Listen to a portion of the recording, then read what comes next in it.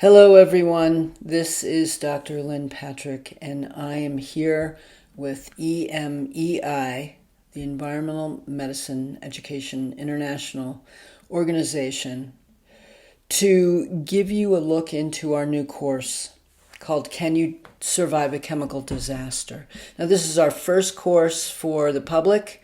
We are in the business of teaching healthcare providers, but because of the recent events of East Palestine, Ohio, and the train derailment and the ensuing exposures there, we were highly motivated to create a course for both healthcare providers and the public. Because we are in the business of understanding toxicant exposure, and all of you should know that 78 million individuals in the United States live within 3 miles of a Superfund site. That's a quarter of all children under the age of 5. Now, a Superfund site is a site of exposure through air, water, and soil that the Environmental Protection Agency has deemed dangerous and a site that needs to be remediated or cleaned up. So even if you are not a victim of a chemical disaster, it is really important that all of us understand how to protect ourselves from environmental toxicant exposures. So we created this course, Can You Survive a Chemical Disaster? And we launched it on 9/11. And we want you to have a recording of that webinar so that you can understand a little bit about Superfund sites, a little bit about chemical disasters. And we're using what happened in New York City on 9/11 as the example. So this webinar is all about that and the follow-up, what we've learned in the last 20 years about exposures to both the inhabitants of the World Trade Center accident and everyone that was exposed to that plume of smoke. So this is not meant to be a substitute for medical advice. That's something that has to be obtained from your healthcare provider. However, it is educational information that we can all benefit from. If you are interested and you think that you'd benefit from the class, there is information in this webinar about accessing the class and also how to get a discount on the cost of the class. So I hope you enjoy this. It is really relevant. It is important. It is absolutely specific and relevant to the East Palestine disaster. And there's more about that in the class. And I hope that you benefit from this webinar.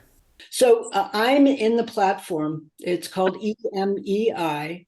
This course, Can You Survive a Chemical Disaster, is open to doctors and patients, so healthcare providers, everybody else, because everyone can learn from this class. So in we go. So you can see here on the left-hand side, this is just what your class will look like. I'm in there as a student right now. You'll see that, you'll see I haven't completed any of the class right now, which, is just something that the learning platform uses to track the students. You're not going to be tracked. We don't care whether you study or not. The first section are called the resources. The very first resource we have is a white paper that we started writing as soon as East Palestine happened, because we live in the world of chemical exposure, right? Toxicant exposure. We saw what was in these train cars. We knew that this meant trouble. And so we started gathering information about what we knew could be possible toxicant exposure, not just for the people of East Palestine, but everywhere that the plume went. And we're going to learn a little bit about that tonight. So this is very good for the docs on this call. This is a very important piece of information for you. We also have a video. He's going to talk to us on how to buy an air filter. This is Dr. Anne Marie Fine. You just heard her, and Stacy, our expert on indoor air filtration technologies, and they're talking about how to buy the right air filter. This is really important. And I was just on a call today with a group who all specialize in environmental medicine, having a discussion about air filtration. And I have to tell you that doctors don't know about air filtration. That's just not something that we learned about in school. Unless you're an indoor air quality expert, you don't know this. We also have a buying guide. We picked out things that you could easily get online or at your local hardware store that everybody needs to stock up on and have handy. And I wanted to say this before I went into the class, but I'll say it right now. My experience is that knowledge and education is an anti-anxiety pill, right? That having information, having knowledge, and being able to be prepared is not for tinfoil hat people only. It's for all of us. And that when we do that, when we take a look at the actual environmental exposures that we're all at risk for, and we do something proactively to prepare for them, the ones that we have right now, I'm not just talking about an eventual disaster, but the quality of the air right now and the quality of our drinking water right now. Not only are we going to avoid some serious health risks. I just prepared a course for the University of Arizona in this area. I'm finishing it this week. So we just went over water quality, but you're also going to decrease your stress level. I mean, that's not that I can quote a double-blind placebo-controlled study for that, but I know that to be true. So, chemical buying guide. This is a lecture. I don't think we have the actual lecture here, but the link, amazing lecture that was put together by Dr. Fine. She's a speaker, and my dear colleague, Dr. Tina Bowden, both members at that time of the board of directors of the National Association of Environmental Medicine, an organization I'm also a member and past president of. They did an hour lecture on everything that you need to know about water quality in the United States. So that's available for you. And it strongly urge you to listen to that lecture. There's a very brief little 20-minute video on how to research a chemical. That's something that we've been doing for many, many years. And then there is a PDF I put together on how to resource water quality. I want to start out today. And a presentation on how to buy a water filter. And again, this is not something that doctors know how to do. They'll just refer you to the environmental working group and say, just go there and buy a water filter. I don't know. I don't know what's in your tap water, and I don't know how to have you filter it out. But all of that information is available to you. And I put it together in a very easy, searchable document, which is the resource guide. But also I go through the websites with you and teach you how to find out what's in your tap water and what technologies are appropriate for filtering water and which technologies will not work. And so it is a little bit of a difficult dance between how much money have you got available and what are the toxicants in your water that you need to filter out. What are the contaminants? I also added a very, very interesting legal filing that was filed in the state of California 2 weeks ago. It's a class action suit against Brita by an individual. And I really, I don't have complaints about Brita filter technologies. That's not why I put it in there. Why I put it in there is because this is the best cheat sheet for tap water contaminants in the United States I've ever seen. It's all taken from the Environmental Working Group. It's all put together with maps and statistics, and it's all there for you in this beautiful legal filing. So it's public, so you can take a look at that. And then is a podcast that Dr. Fine did back in April. Now we have a podcast. It's on our website, the EMEI website. We've been doing it for many years. And what we do, for those of you that are doctors, is we go through the medical literature and we review articles. For those of you that aren't and don't care about the medical literature, there's still important information here for you. So you can take a look at that podcast and see if it's something that you're interested in. It is a subscription. It's about $18 a month. And It's all up on our website, so you can see every podcast we've done. We've done podcasts on sauna. What is sauna useful? What does the medical literature say about that? We've done podcasts on, I just did one on zeolites. Do zeolites work for detoxing? Not as advertised, I can tell you that. I've done podcasts on mercury. Dr. Fine has done some fantastic podcasts on microplastics, which are a big deal in the scientific literature right now. It's a big problem, both in our drinking water, in bottled water, and in some components of our diet. And so we talk about that as well. But this is a really important podcast because it's all about East Palestine and the contaminants. And I think that those of us that know about East Palestine and what was released in those clouds know that we have a very challenging future to look forward to.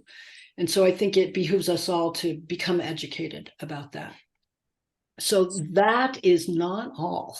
Then there's a video that's really kind of the central part of this course, which Dr. Anne-Marie Fine talking about our environment in general. And what is it we're already exposed to? What are we carrying with us? And what is it that we need to be able to protect ourselves from? So that is about an hour and 10-minute presentation with the slides in its entirety. So that's the whole course. If you're interested, you can go ahead and purchase it. We will have the drawing for the Austin Air Filter tomorrow, and we will send an email out to everybody to let you know who the lucky winner is. All right, that's the course. So Dr. Fine, you want to take it away? This is our presentation for tonight. Can you survive a chemical disaster? And this is Dr. Patrick and I, just a little bit about our company. We do train healthcare professionals on how to become experts in environmental medicine. But now this is our first foray into teaching not just healthcare professionals, but the general public about how to protect themselves. Also, I want to point out, we do have a list of environmental medicine certified practitioners on our website, emeiglobal.com. So the goals for this webinar are to explore the World Trade Center disaster for lessons learned. That's how we learn. Highlight the invisible dangers of chemical disasters, identify the hidden chemicals in the air of the World Trade Center, correlate the increases in health conditions in the World Trade Center rescue workers, understand the long latency period in cancers and how 20 years later, we are still quantifying cancers. And I came upon an article just recently on how relevant this is. And then you'll have the opportunity to register for our course so you can protect yourself and your family. And we'll give you the opportunity to win a free Austin Air filter if you are one of the first 50 who registers. This is what the course looks like on our website. It's $89 for 4 hours of content, resource guides, and the white paper, which Dr. Patrick did mention, but we were able to present this to a group of physicians in New York just 2 or 3 weeks after East Palestine. And then this is what the air filter looks like that we are giving away. It's the HealthMate Plus, and the reason why we like it so much is clinically tested, and it's already been used by FEMA and Red Cross in emergencies like 9/11, Hurricane Katrina, etc. And it's got the medical grade HEPA filter, activated carbon, adsorbs down to 0.003 microns and sometimes smaller, and there's no off-gassing or blow-by. The article that really struck me just 2 days ago, I found this from 9/5/23, and this appeared in the Washington Post, and it was a woman who was 5 years old when 9/11 happened, and she said, a childhood in 9/11 shadow. Did the debris cloud poison me? You just didn't hear about the debris cloud or any poisoning until more recently. So what she says in the article is, as it turns out, my childhood fears were valid but misplaced. It wasn't the plane crash or the burning building that threatened my family's safety, but a silent killer, the environmental toxins released during and after the World Trade Center attacks. And so there's been more than 71,000 people diagnosed with physical and mental health conditions as a result of this exposure to the dust, smoke, debris, and trauma. And her two moms were two of the 71,000 people who paid the price. Both her moms got cancer within 1 year of each other, and it was recent. It was 20 years after the event. One of them has now passed, and one is in remission. But she asks in this article, was my sister and I and the other young people, we were exposed to the same things as our moms, and we share the higher risk of cancers and other health conditions. I thought that was pretty striking that these kind of articles are now appearing. So let's talk more about 9/11, and we'll begin with the plume, because the plume, where did the materials go to? And according to Scientific Modeler, its wind speed and direction, depending on elevation in the atmosphere, that gives the plume the ability to travel. And so this is from NASA, and this particular plume from 9/11 rose 0.78 miles, and the smoke drifted 44 miles downwind on September 12th, 44 miles. Also, a lot of information about asbestos that was released into the air. Asbestos causes mesothelioma, a particular kind of lung cancer. So there's a lot of information about asbestos that was released into the air. There's a website called asbestos.com where you can read about it. And we do have a number on 2,753 people died when the North and South Towers collapsed. That was in the actual event. So what was in the toxic dust? It was millions of pounds of concrete and gypsum, asbestos, steel, PCBs, polychlorinated biphenyls, heavy metals such as lead and mercury, dioxins. Dioxins we'll spend some time with today, but not as much time as we'll spend in the actual course. But they are the second most carcinogenic substance known to cause cancer. Phthalates from thousands of plastic computers that burned, and jet fuel. The dioxin reading was the highest ever recorded anywhere in the world. And this is directly from the EPA's own document, that these were the highest ambient measurements of dioxin ever recorded anywhere in the world.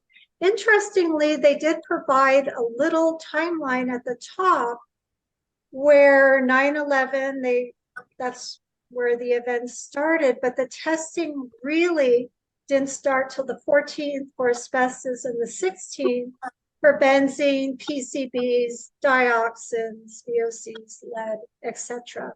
So that was pretty interesting. The glass shards were also included in the dust debris. I want to talk a little bit about some of the metals that were found in the area, particularly lead. So persons caught in the initial dust cloud experienced brief exposures to high levels of lead. And this is something that they did test.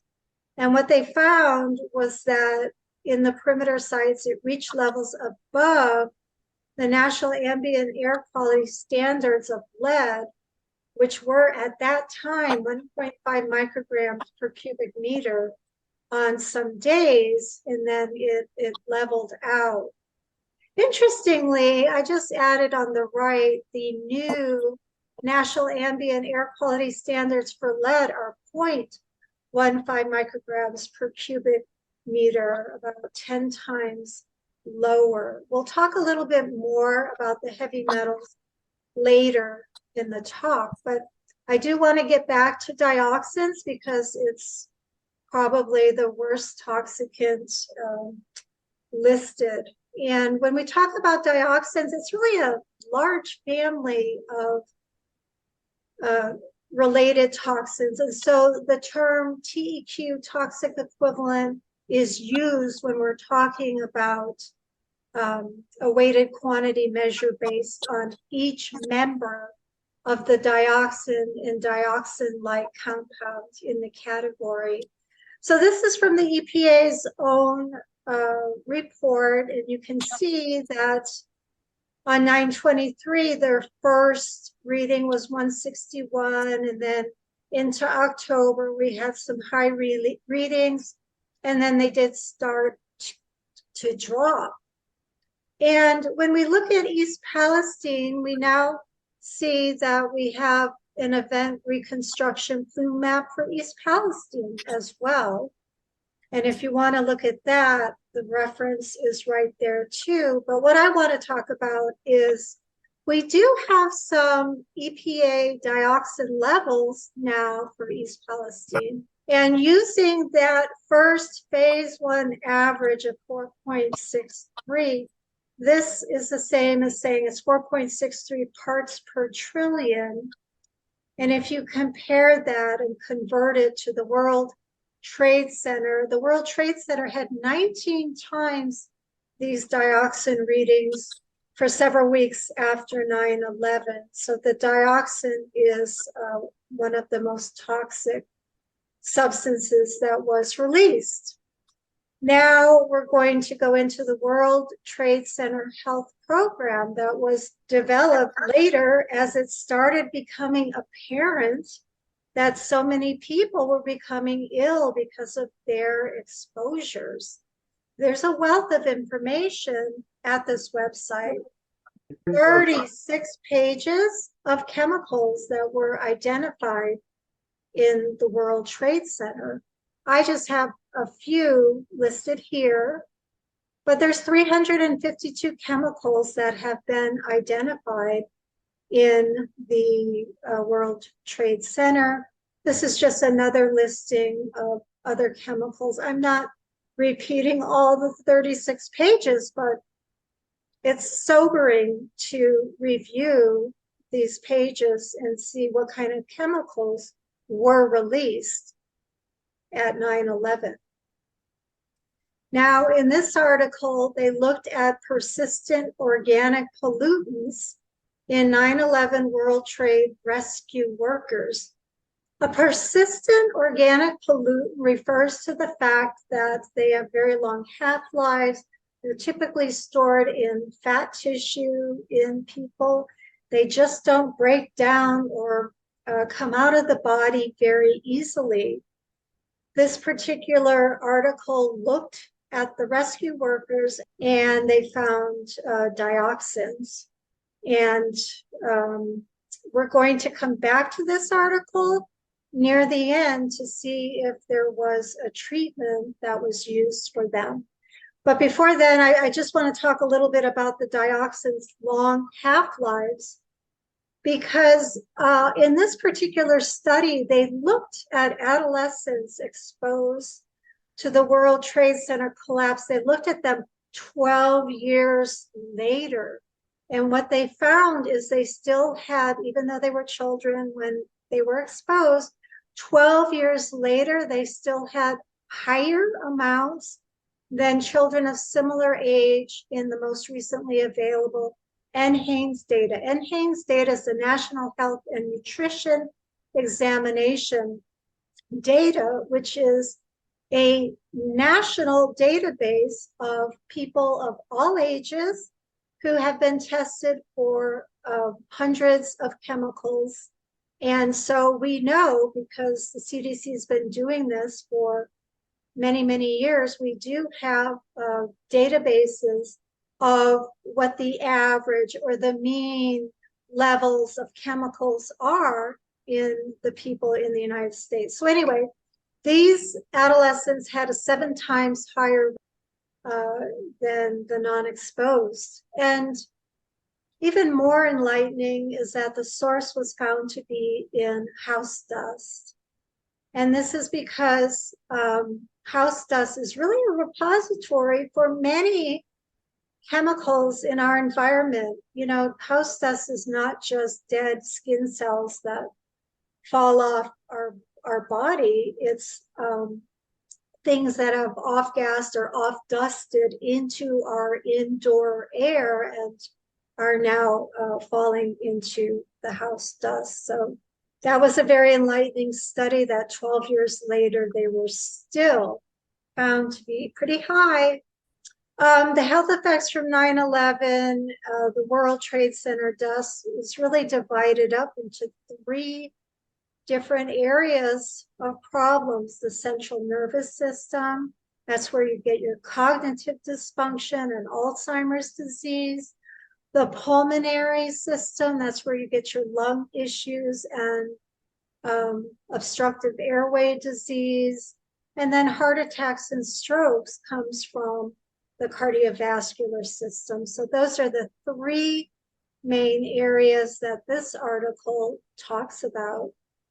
And this is just this is a link if you want to go back and look at the World Trade Center Health Program. They are tracking the people who were exposed, the workers and the people who live around there. They're tracking them and providing monitoring and medical treatment to them. What kinds of health conditions are recognized now as World Trade Center health conditions? I just have a couple of slides on them, but you can see on this particular slide, we've got the lung diseases, the chronic respiratory diseases, we've got asthma, chronic cough, we've got upper airway hyperreactivity. And then when we move into the next slide, we've got the mental health conditions. We've got PTSD, of course, and major depressive disorder, panic disorder, generalized anxiety disorder. And then we go into all of the cancers. The cancers is probably the longest list here. The most often cancers found have been cancers of the head and neck, but also the thyroid cancer as well. But you can see there's colon cancer and bile duct cancer, mesothelioma, breast cancer, ovarian cancer, prostate cancer, bladder and kidney cancer, cancers of the eyes and thyroid cancer, and then the blood cancers are also listed as well. And the cancer, there's such a long latency period. This next slide is very alarming because this study, this was published in March of 2022. And what I have excerpted from the conclusion is that it's plausible that we are just starting to see the effects of World Trade Center exposure on the cancer risk. And this is because of the long latency period for cancer to develop and become diagnosed. So we're going back to the study on the persistent organic pollutants in the 9/11 World Trade Center rescue workers. This is a small pilot study, and they looked at some treatment. But before we go into that, one of the most striking aspects of doing the research to put together this webinar for tonight was that there are many articles on 9/11, what was in the dust, what kinds of health effects did it have, but there was only about 2 articles looking at treatment. What do you do with these people? So this is one of them. In this pilot study, they did sauna. They did some sauna, following exercise. They had some vitamins and minerals. It's a very, very small study, but they do have a graph here where they showed The pre-detox was the lighter colored column, and post-detox is the black column. And you can see, especially for this last person here, it made a great deal of difference. Not so much for this person, but everyone else was able to detoxify some of these persistent organic pollutants. I want to also point out, and I know we have doctors from New York City on this call tonight because we're training doctors from that area. I mentioned earlier the NHANES, the National Health and Nutrition Examination Survey, which is a program of studies assessing health and nutritional status of children and adults in the United States. It combines actual testing, physical examination, blood and urine, and interviews. But New York has their own study. It's called the NYC HANES. Instead of NHANES, they're calling it the NYC HANES. They have their own monitoring program for these chemicals that are looked at in the United States. And so in this particular study that we have here, they looked at, in 2004, just a few years after 9/11, they looked at lead, cadmium, and mercury in New Yorkers' bodies and compared them to the national data. And what they found was that there was some more lead, not statistically significant amounts, but in terms of mercury, they found a lot more mercury in the New Yorkers. And what they found was that it was more than 3 times the NHANES data in women. And then when they looked at it a little bit further, they found it was 3.7 times higher if you looked at the cohort that were fish eaters. So the mercury levels were quite high. Well, what do you do if someone is high in lead and mercury?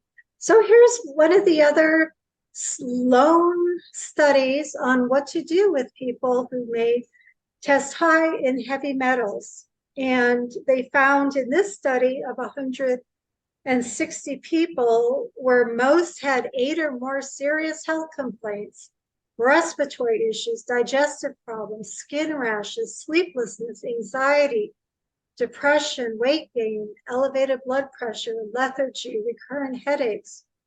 They found that 85% of them had excessively high levels of lead and mercury.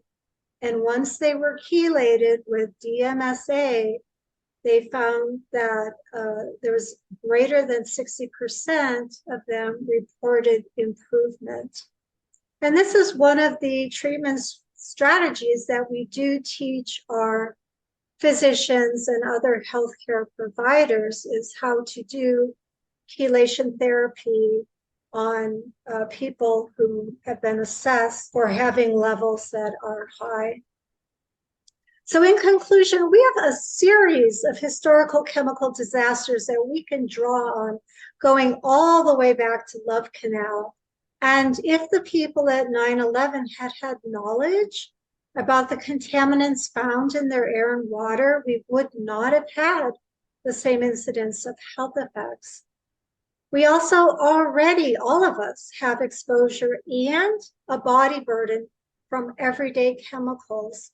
So we need to be proactive in terms of avoiding future exposures. The need for everyone to be proactive is critical, and this lack of oversight is leaving us vulnerable, no matter how organically we eat. And I put that in there because I have heard from so many people who have developed, let's say, breast cancer. I don't understand why I got cancer. I eat organically. I think eating organically is great. I highly recommend it. However, there are so many other chemicals and toxicants in our environment that are also carcinogenic. We need to be aware of those too.